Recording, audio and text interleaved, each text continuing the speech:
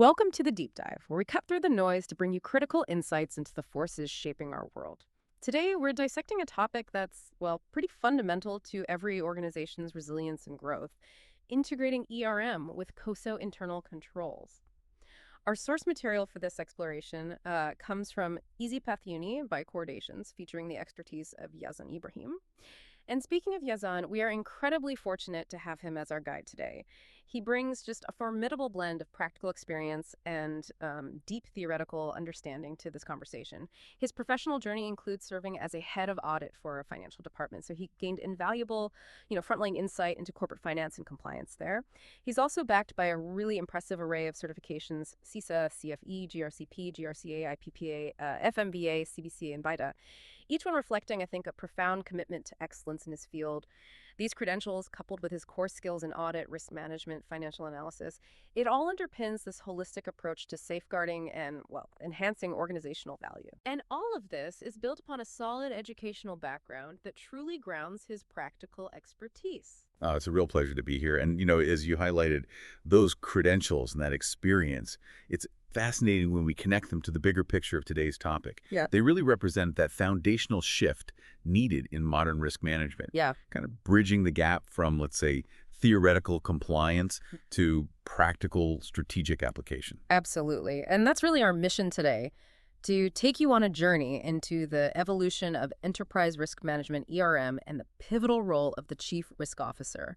We're looking at how risk management has moved from a defensive back office chore to a strategic value-creating imperative. We'll uncover some surprising insights, understand the impact of new technologies, and help you grasp why this transformation is just so crucial for any organization aiming for long-term success. So get ready to see risk in a completely new light. So let's start at the top then. The modern business landscape is undeniably faster, more complex, more interconnected than ever before. What does this dramatic shift mean for how companies even begin to manage risk today? Well, what's truly fascinating here, and what the report makes quite clear, is that the very definition of risk management it's expanded. It's no longer just about protecting existing value from threats. It's now a strategic function designed to actually create and preserve value within this incredibly dynamic environment. This isn't just an upgrade, it's a fundamental shift. Moving from traditional, often siloed approaches to a holistic, integrated strategy where risk is an intrinsic part of how you pursue your goals. Imagine trying to drive a car only looking in the rearview mirror. That's kind of what traditional risk management often felt like. Right. Okay. So it's definitely not just a compliance checklist anymore. This profound transformation isn't happening in a vacuum, right? It's being championed by a new kind of chief risk officer and enabled by some seriously advanced technology. Precisely. Yeah, we're talking about sophisticated GRC, governance, risk, and compliance platforms. These are leveraging artificial intelligence, automation, really replacing the reactive point-in-time assessments of the past. And this isn't just about efficiency, it's about foresight, it's about looking ahead. These technological advancements allow organizations to not only anticipate threats much more effectively, but also to proactively embed a robust, risk-aware culture throughout their entire operation. And this strategic overhaul is even being reinforced by new regulatory standards, like the Public Company Accounting Oversight Board's PCAOB's QC 1000, which basically codifies a risk-based and continuously improving model for governance and oversight, really pushing firms towards this modern approach. Okay, that sets the stage for a pretty dramatic evolution. Let's really dig into the chief risk officer's role, because it seems to be at the very epicenter of this transformation. What did it used to look like, in the traditional sense, and how has that radically changed? Traditionally, yeah, the CRO was often seen as a gatekeeper, maybe even a deal closer in chief, focused quite narrowly on pure insurable risks like credit or market vulnerabilities. It was a back office function, mostly concerned with minimizing exposure, ensuring basic compliance. And this perspective often resulted in a fragmented, reactive, short-term view of risk. Yeah. Individual business units managing their risks in isolation, what the report calls a siloed risk management approach. Right, everyone in their own little box. Exactly. Today, the modern CRO is a truly strategic C-level executive, a central voice in boardroom discussions, often referred to as the CEO's deputy. This evolution is driven by an expanding risk landscape that goes far beyond traditional financial concerns. The modern CRO is now a value creator, not just a protector. They're adept at helping the organization balance risk and opportunity, looking, say, 18 to 24 months into the future, not just next quarter. That expanded mandate sounds immense. What specific types of risks are they now responsible for overseeing in this strategic capacity, things that might have been completely off their radar just a few years ago? Oh, it's an ever-growing spectrum, and many are highly interconnected, which is part of the challenge. We're talking sophisticated cybersecurity and digital risks, especially with the rise of AI-powered cyber threats. Ransomware is a constant arms race. They also manage geopolitical uncertainty, sanctions, vulnerabilities, and increasingly complex global supply chains. One hiccup can ripple everywhere. The rapid pace of disruptive AI innovations itself presents a new class of complex, often poorly understood risks. Furthermore, the CRO is tasked with overseeing environmental, social, and governance ESG factors, things like climate change, a company's social license to operate, and maybe surprisingly to some, even the challenge of attracting and retaining top talent in this dynamic labor market. That's emerged as a significant strategic risk that falls under the modern CRO's purview. Wow. To handle all that, they must need a very specific and diverse skill set. It's clearly beyond just technical risk knowledge. What's maybe the most critical non-technical skill a modern CRO needs today? Strategic thinking is absolutely paramount. That, combined with a strong boardroom presence, you need to be able to communicate effectively at that level. They need to be a data whisperer, as the report puts it. Leveraging advanced analytics, AI-driven insights, predictive modeling, moving beyond just relying on gut instincts. But maybe the most critical non-technical skill, being a cross-functional orchestrator. That ability to align traditionally siloed departments like sales, marketing, customer success toward a unified strategy. This requires exceptional communication skills, capacity to treat C-suite peers, the board, even supervisors as partners in a collaborative effort to build organizational resilience, not just seeing them as people to audit or block. Okay, but the report also flags a significant challenge here, a common misunderstanding of the CRO role. What's the hidden cost for organizations that still view the CRO in that more traditional limited light? This is crucial, and I think it's often underestimated. In less mature organizations, if the CRO is incorrectly viewed as just a glorified VP of sales, the individual can find themselves in what the report calls a CRO with a small c scenario. Basically, they get all the accountability for risks, but lack the actual authority to control or influence the functions they need to. So, responsibility without power. Precisely. And the hidden cost is immense. It leads to structural friction, high stress, significant burnout for the CRO. But more broadly, it creates blind spots for the organization, delayed risk responses, a failure to capitalize on risk-informed opportunities. Success ultimately depends on a top-down cultural and structural change. The CEO and board championing the expanded mandate, empowering the CRO to lead cross-functionally. And the reporting structure reflects this. The modern CRO typically reports directly to the CEO and the board's risk committee, no filters. Okay, so moving from the CRO specifically, how has the overall ERM function itself evolved to meet these modern demands? What was really broken about the old model? Well, the old model, where individual business units managed risks in isolation, it was fundamentally broken because it simply can't cope with today's interconnected risks. It just doesn't work anymore.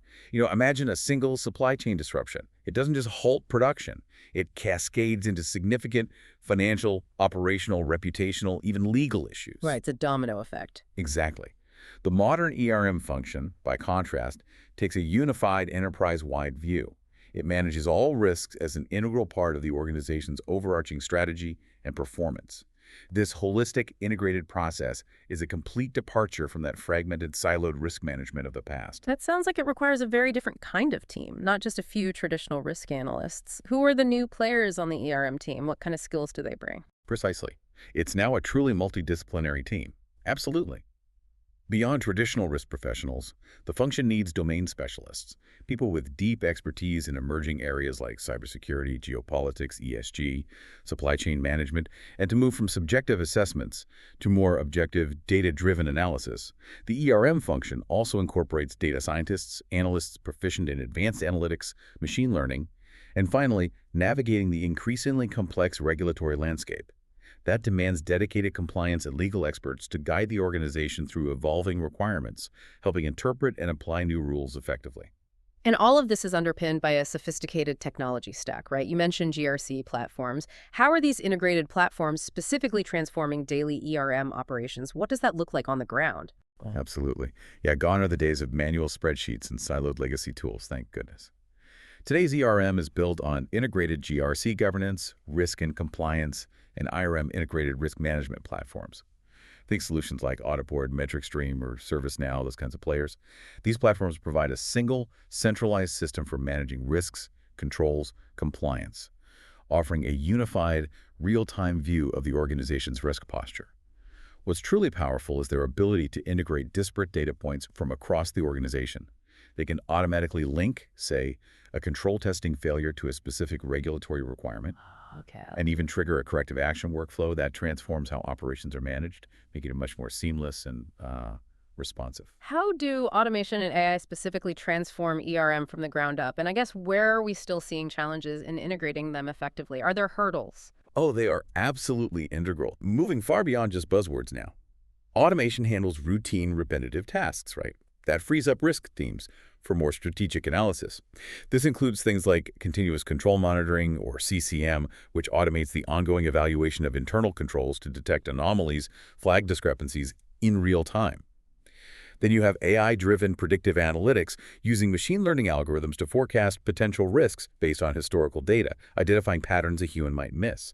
This allows organizations to move from reactive to proactive. But yeah, challenges remain, definitely. Data quality and integration across legacy systems can be a big one.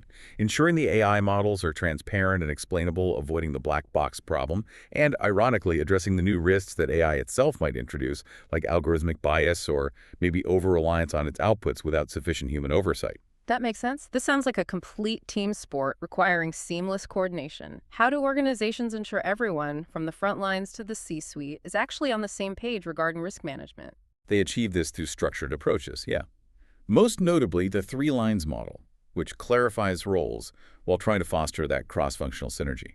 So the first line, that's your business unit's frontline employees. They are the risk owners who identify and manage risks as part of their daily jobs. The second line is the ERM team, led by the CRO. They provide oversight, guidance, monitoring, sort of the framework builders. And the third line is the internal audit function. They offer independent and objective assurance to the board on the effectiveness of the first two lines' risk management and control processes. Okay, so ERM and internal audit have distinct but complementary roles within that model. It's not one replacing the other, but rather a crucial partnership, it sounds like. Exactly. A partnership is a great way to put it. The ERM team proactively identifies, assesses risks, helps develop mitigation plans. Internal audit, in turn, provides that independent assurance that the ERM framework is functioning as intended. They evaluate control effectiveness, verify compliance. This partnership is most effective when both teams collaborate, share information, use maybe a shared risk taxonomy to avoid confusion, and an assurance map to clarify who is covering which risks. That ensures no critical vulnerabilities are overlooked and avoids, redundant efforts stepping on each other's toes. What about other key departments like legal and IT? Are they just support functions in this, or do they play more strategic roles in modern ERM? Oh, they are absolutely strategic partners now. The in-house legal department isn't just a department of no anymore.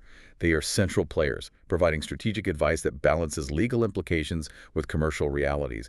They're critical for identifying compliance risks, navigating that evolving regulatory landscape, proactively shaping policy rather than just reacting to breaches. Right. Similarly, the IT department is a crucial partner in managing technology and cyber risks. While the CTO might traditionally be responsible for IT risks, these are deeply intertwined with the broader ERM framework. The IT department's expertise is vital for assessing risks related to cyber threats, system failures, compliance with tech standards. They're essentially the frontline defense in the digital realm. Okay, so once these structures, teams, technologies are in place, how do organizations actually implement ERM? Where do they start putting it into action, and what does that mean for their strategic goals? How does it connect? Right, the how. It begins with defining the ERM scope, which should be clearly articulated in a formal policy document. That's step one. This policy must align the ERM program with the organization's strategic objectives, its mission, its core values. It has to link up. It's about managing risk in the context of creating, preserving, and ultimately realizing value across the entire enterprise, not just in one siloed department. The scoping process identifies and assesses both internal and external risks and clarifies stakeholder responsibilities, ensuring that risk management supports, rather than hinders, those strategic ambitions. How do they assess risks in this modern approach then? Is it still just gut feelings and simple categories like high, medium, low, or has the science evolved here too? The methodologies have evolved significantly, yeah, beyond just subjective approaches.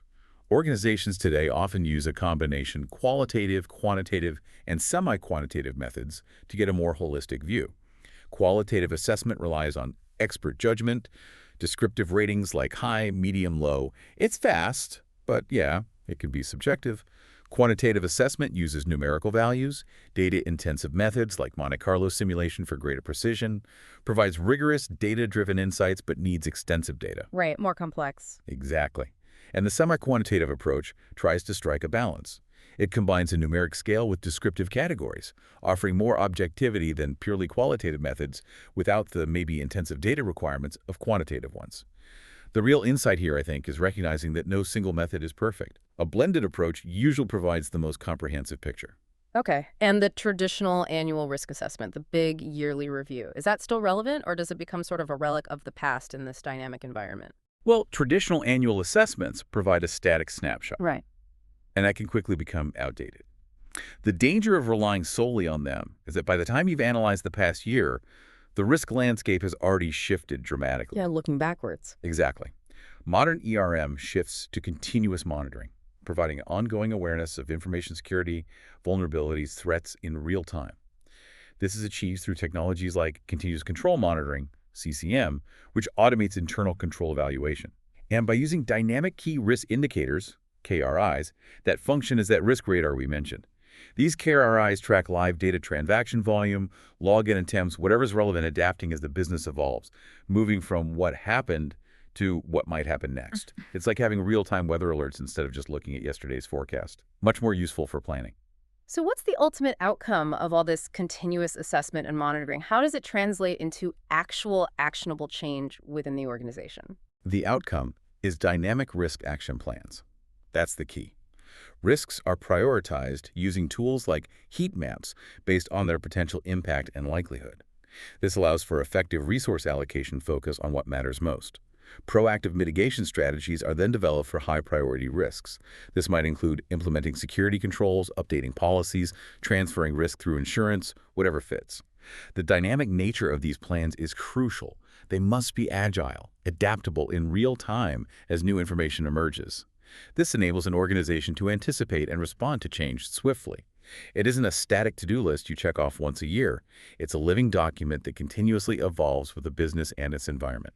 It sounds like technology and frameworks are absolutely vital components, but what about the people within the organization? What's the impact of the human factor, and how do you ensure buy-in from everyone, not just the risk team? The human factor. It's the bedrock. Technology and formal frameworks alone just aren't enough to ensure buy-in or effectiveness. You need the culture piece. The foundation of this culture is established from the top down. This is a principle codified by the COSO 2013 Internal Control Framework's control environment.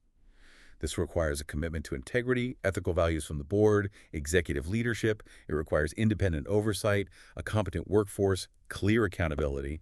This tone at the top signals to the entire organization that risk management is a priority, not just some compliance hurdle to jump over. Without it, even the best systems will falter. So how do organizations actually embed this culture throughout their daily operations then? Beyond just setting the tone at the top, what are some practical steps they can take? It's really through a mix of soft and hard measures. Soft measures include regular interactive training and awareness programs that go beyond just simple information delivery. Think cybersecurity drills, data literacy training, understanding new regulatory impacts that affect individual roles. These are designed to change behavior and mindset over time. Making it relevant. Exactly. Hard measures are the formal, structured processes. Things like digital workflows, policy sign-off forms for HR policies, using digital signatures for efficiency.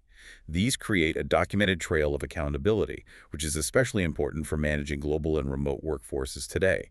It's about making the right thing to do, the easiest thing to do, through process design. Communication must be absolutely critical here to ensure everyone understands their role and feels empowered to contribute, maybe even raise concerns without fear of blame. Essential. Absolutely essential. The ERM strategies shouldn't be hidden away in some report nobody reads. A clear communication plan, centralized dashboards. These foster a collaborative, bottom-up culture where employees feel encouraged to raise red flags without fear of repercussions.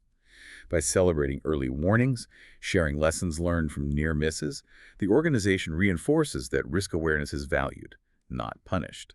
The Tesla data leak in coming 23, where former employees leased confidential data.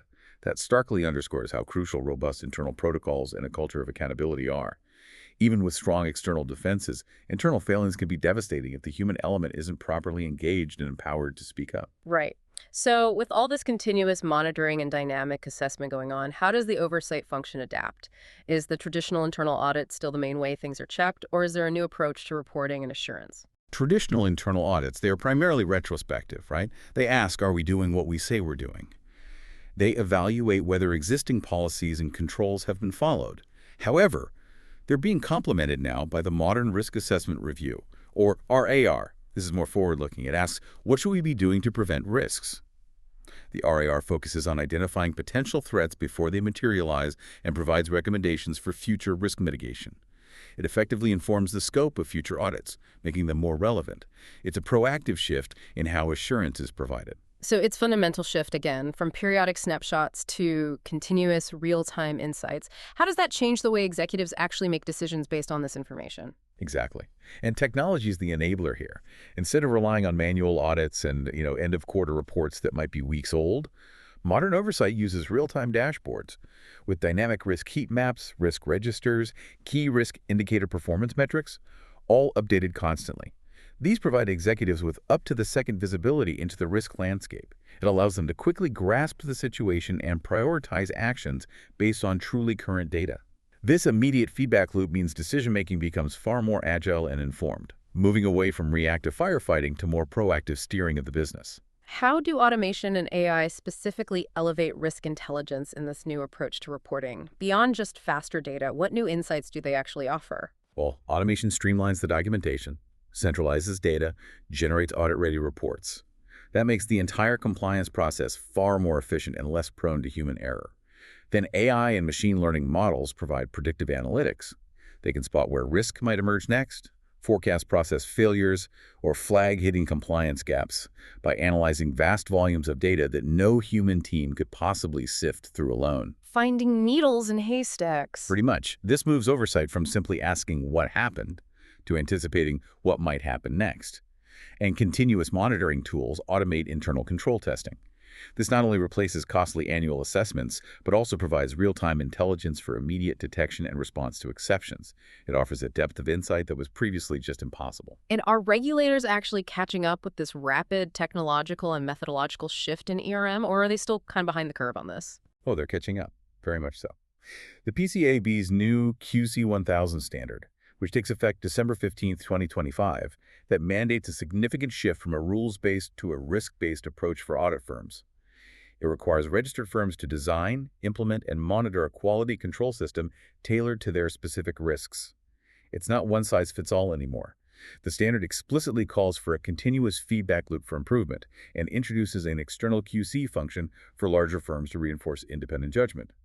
This new PCAOB standard is a powerful regulatory force accelerating the adoption of modern ERM principles and technologies. It effectively codifies the move toward continuous readiness and risk-informed decision-making. Regulators are increasingly realizing that yesterday's oversight simply won't cut it for tomorrow's risks. Okay, ultimately, the board has the final say on governance and oversight. How does modern ERM integrate at that very top level of an organization? How do you ensure alignment with strategic goals right at the top? Right, the board level. While the full board is ultimately accountable, it often delegates certain responsibilities to a dedicated board-level risk committee, or BRC. This committee brings independent judgment to overseeing a really broad range of risks: strategic, credit, market, operational, even reputational, and conduct risks. It's a wide remit. They approve the firm's risk appetite, review management's enterprise-wide risk profile, and monitor adherence to established risk limits. Their role is fundamentally to ensure that the organization's risk-taking activities align with its strategic objectives and its stated risk tolerance. How does the BRC work with other committees, like the audit committee? That seems like it could get complicated, maybe overlaps or even conflicts. How do you manage that delicate balance? It is delicate, yeah, and clear delineation is absolutely crucial. The audit committee traditionally focuses on the integrity of financial statements, internal controls over financial reporting, and the reliability of disclosures. The BRC's role is generally more comprehensive, centered on the full spectrum of risks that could prevent the organization from achieving its strategic goals. This clear delineation helps avoid conflicts of interest and ensures the audit committee maintains its independence as that critical third line of defense. They must coordinate closely, of course, sharing information about identified risks, but their core mandates remain distinct. And the CRO's reporting line, we touched on this, but why is that direct access to the CEO and the board risk committee so critical for their effectiveness in this modern setup? It's really a cornerstone of modern governance. That dual reporting line direct to both the CEO and the BRC ensures the CRO is an influential executive and a trusted advisor to the board. It provides a strategic perspective that isn't diluted by departmental filters or internal politics. It elevates the risk function to a truly strategic level, equal footing with other C-suite roles. The BRC is also often responsible for key decisions regarding the CRO themselves, their appointment, compensation, succession planning. This underscores the strategic importance of the role and helps ensure their true independence. And furthermore, modern frameworks like COSO ERM 2017 are critical here too. They explicitly integrate risk with strategy and performance. They accommodate new technologies, data proliferation. This includes new mandates for ESG reporting, with regulations shifting from voluntary to mandatory disclosure in many places, and the concept of double materiality, which is quite significant. Double materiality. Yeah, it requires companies to report on both how ESG issues affect their finances and how their own operations affect society and the environment.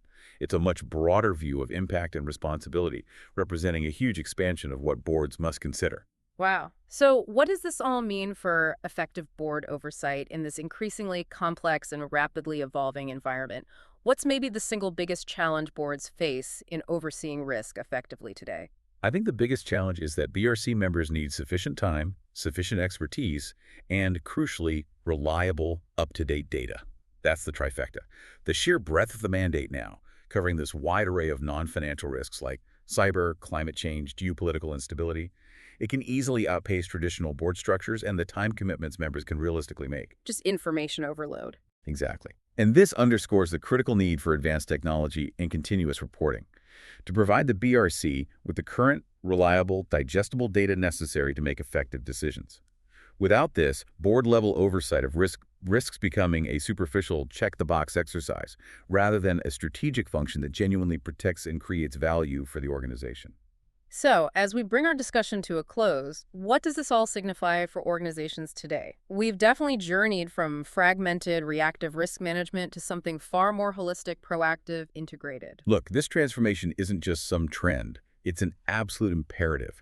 It's driven by the increasing complexity of our global, interconnected, technology-driven business environment. You can't escape it. Modern ERM is fundamentally about creating value. It's driven by strategic alignment and performance with a fully integrated, interconnected view of risk that moves way beyond mere protection. It's about making risk a competitive advantage, believe it or not. And technology is truly the backbone, isn't it? Enabling this entire paradigm shift. Exactly. It's the enabler. Integrated GRC and IRM platforms, AI, they replace the spreadsheets, the manual processes. They enable automated, continuous monitoring, predictive analytics. This empowers the CRO, who, as we said, is no longer just a technical expert, but a strategic, cross-functional orchestrator.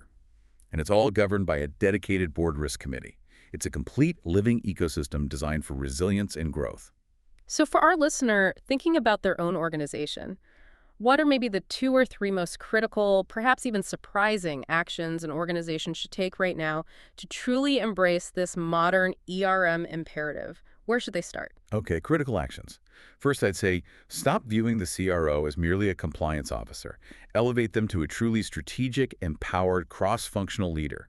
Explicitly define that expanded mandate. Give them a real seat at the table where strategy is made, not just where it's protected afterward. Get them in the room early. Get them in the room early, exactly.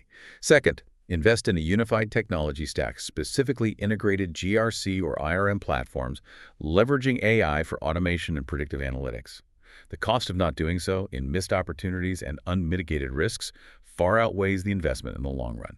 Don't be penny wise and pound foolish here. And finally, number 3, cultivate a true risk-aware culture from the top down and bottom up. Embed it into daily operations through continuous training, digital workflows, transparent communication. It's the human element, ultimately, that makes the technology and frameworks effective. You need all 3 legs of the stool. What an incredible exploration into the modern ERM imperative. Thank you so much for guiding us through this material. It's truly been enlightening, really clarifying. My pleasure. It's a complex topic, but critical. And, if we connect this to the bigger picture, this raises an important question for you, our listener. Given the accelerating pace of change, the interconnectedness of global risks, how prepared is your organization to not just react to threats, but to proactively leverage risk insights as a powerful engine for strategic growth and resilience? Are you playing defense or are you playing offense with risk? That's a really powerful thought to leave us with. Thank you again for joining us on the deep dive. We hope this discussion has equipped you with the insights to not just understand risk, but to truly transform it into a competitive advantage for your own context. Until next time, keep digging deeper.